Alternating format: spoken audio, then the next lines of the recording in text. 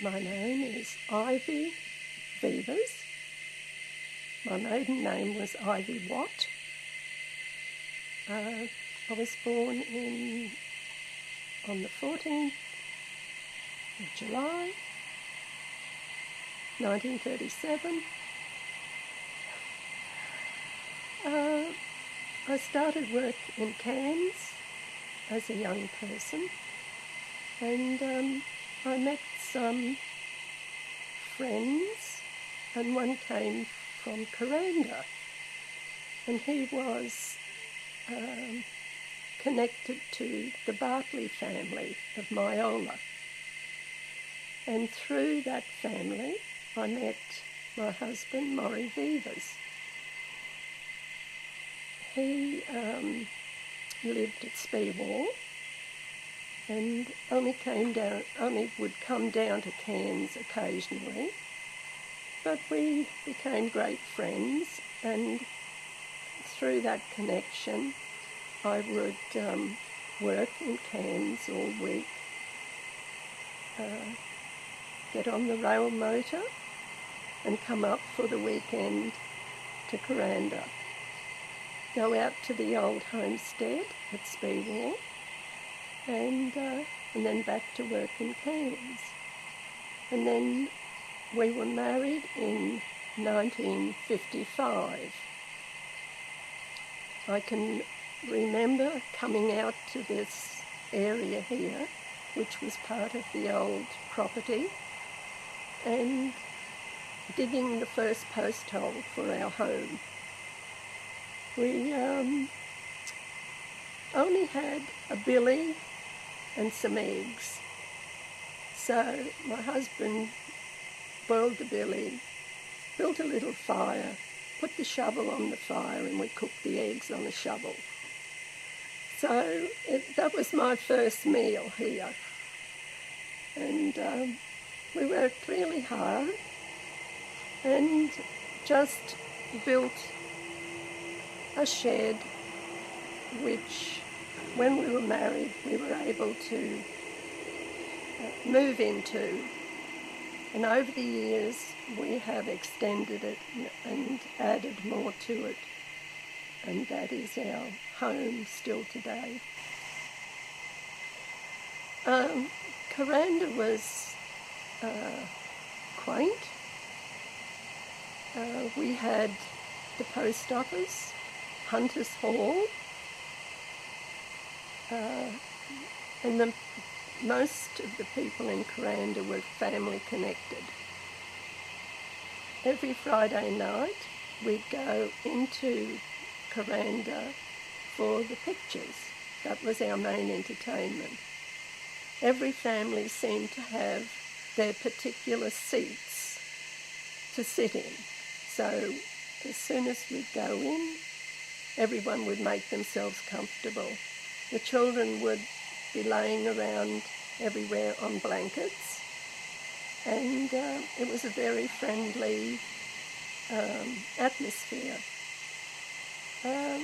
And Saturdays were mainly for the old ambulance dances that were held in the same hall. That was a great occasion for everyone, because in those days everyone had to travel a fair way on very rough roads to go into socialise at the dance. And this is in the That was in about 1954, 55. Yes. But it was lovely. We,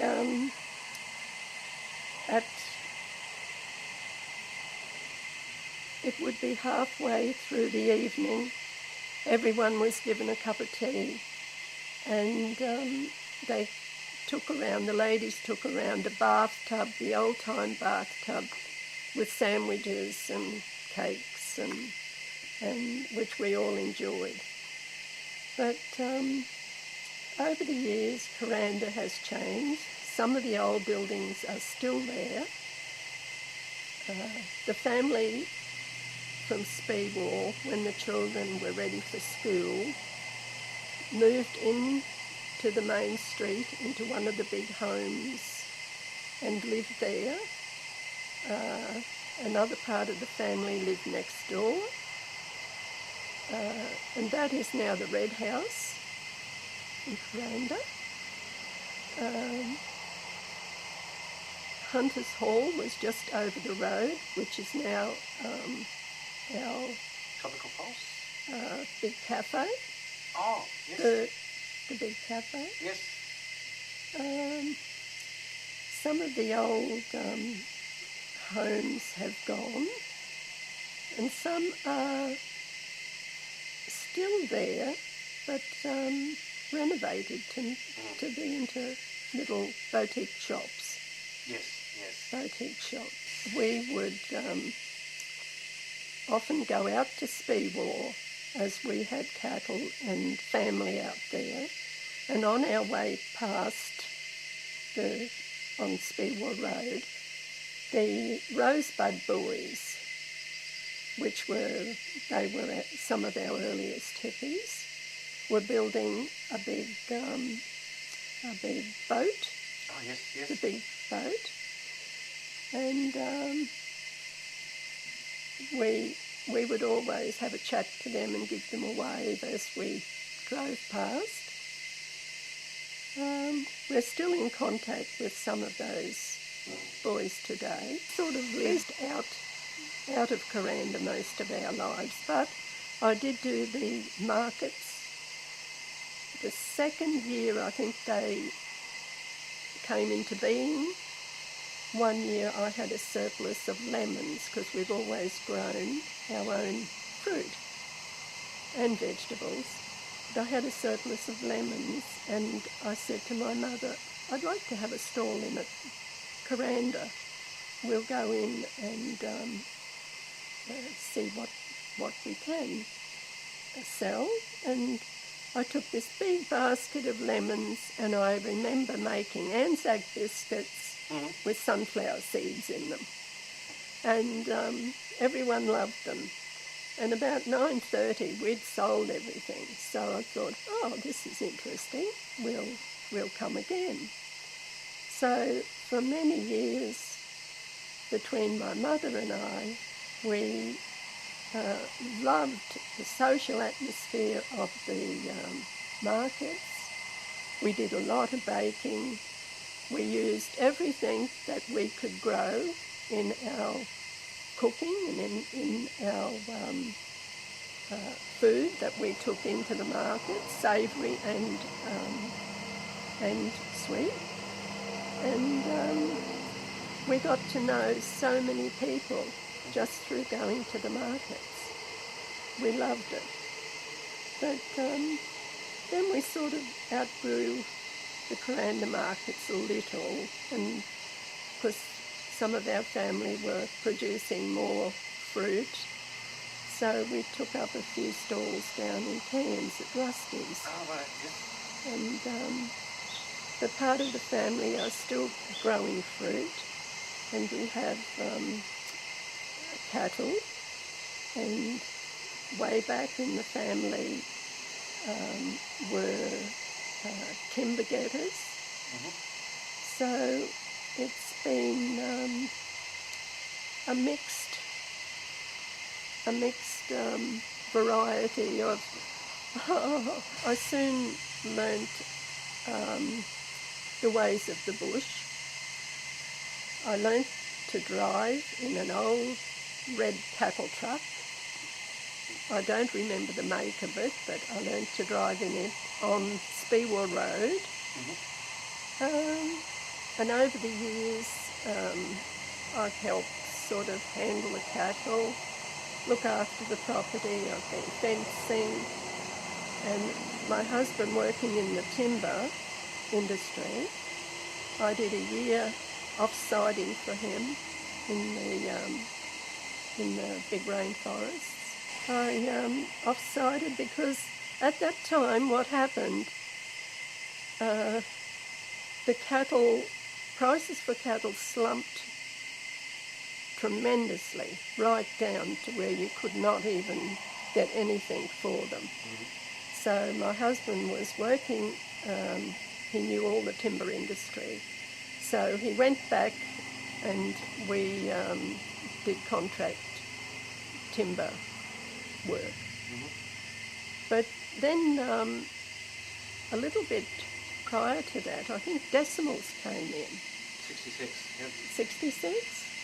And most of the timbers were all measured certain lengths, and all the paperwork had to be altered. Yes. So I went along with him to start, just to keep all the paperwork in order. And had many experiences. I can remember he was very, very fit all his life. When I first went, I'd be carrying the axe and the wedge bag and something else slung over my shoulder, and he'd be carrying all his gear, axes and scrub knives, and we'd head up a hill, and he'd be at the top of the hill and I'd be still coming up panting. But anyway, after a while I got very fit. Yes. And I was able to keep up with him. So, but I really enjoyed being working in the rainforest. So we knew a lot of the families that were connected with that, and also the Aboriginal people. A lot of them worked in the timber industry too.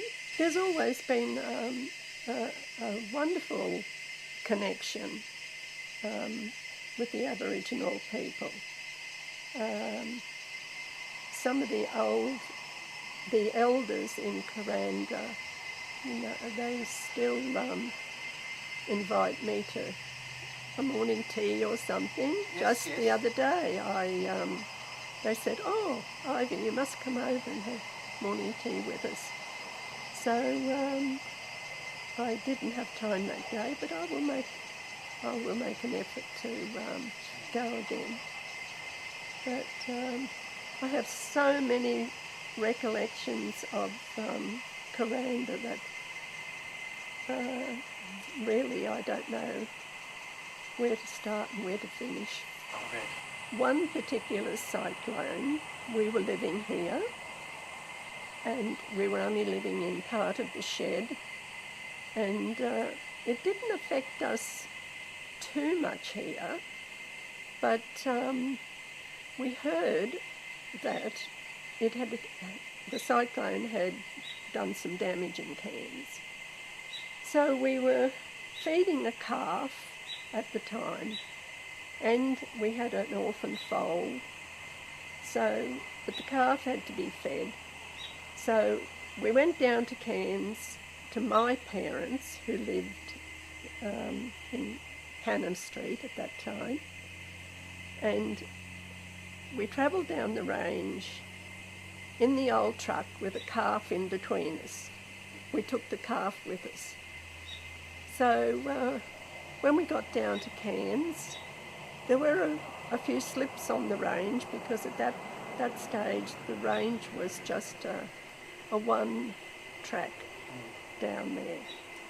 And we got down to Cairns, and there was a bit of damage around my parents' home. There was the old igloos left over from when the soldiers were there. Yep. There was damage there, and when one of Murray's cousins, who had a new home built on a high post, the cyclone had whipped all the sand out from the posts around, and the home was just sort of sitting there on the blocks. But when we saw that, we hurried back to Speewar, thinking the old homestead out there and the old folk would be affected. Well, it was surprising. The cyclone did go up there, but it came halfway down the mountain and stripped every leaf, every branch off the trees, and you could just see bare dirt halfway down the mountain. And it sort of went over the top of the old homestead at that cyclone. But there were others way back in the earlier days where it blew all the oranges off the trees through the windows and things like that. But we have lived through quite a few cyclones here, but so far we've managed to come through. But one thing I have related to some of the younger ones in the family was in my husband's time. His father would say, "Come on, boys," after the wet season. They used to have to service the road from way out Speewar right into Kuranda with adze and shovels, and repair every cutting and every creek crossing to go into Kuranda.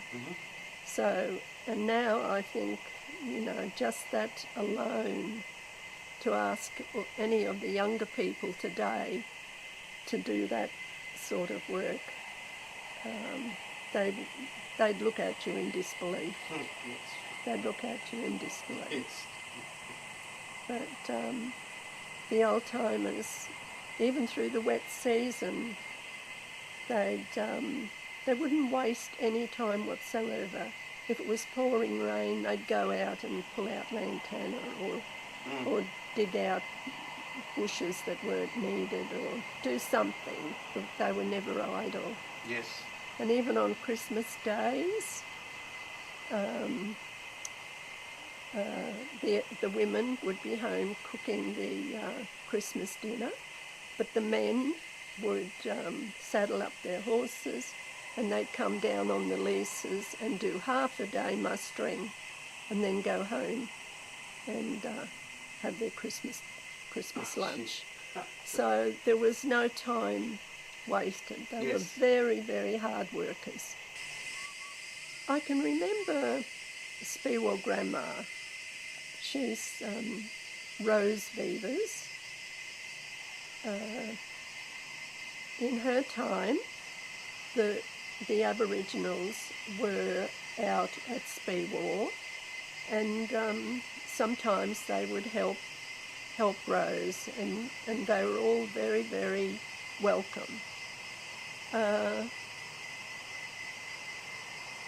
When the Aboriginals were moved out to the mission, I can remember a story where Rose hid some of them under the beds or something. This is the story I heard. And they escaped and went down to Redledge. But they were always welcome out there at the old homestead. Now remember the story of Rose, Speewar Grandma, as we know her. She was so upset at the time that because some of the ladies were all taken away. They were her friends. And when her husband died, and they're both buried in the Kuranda cemetery, some of the very old elders came up to his funeral, and she was so happy to make contact with them again. So there's been a long connection over several generations, which has been really good. So many different things have happened over the years, like the highway. coming through and the Kuranda range being improved as it is today. Even the highway through to Mariba. I can remember when I first came here, living on this place, there would be only about 6 cars, if going past in a day. Yes. So now it's thousands and thousands going past. Yes, it's become so busy.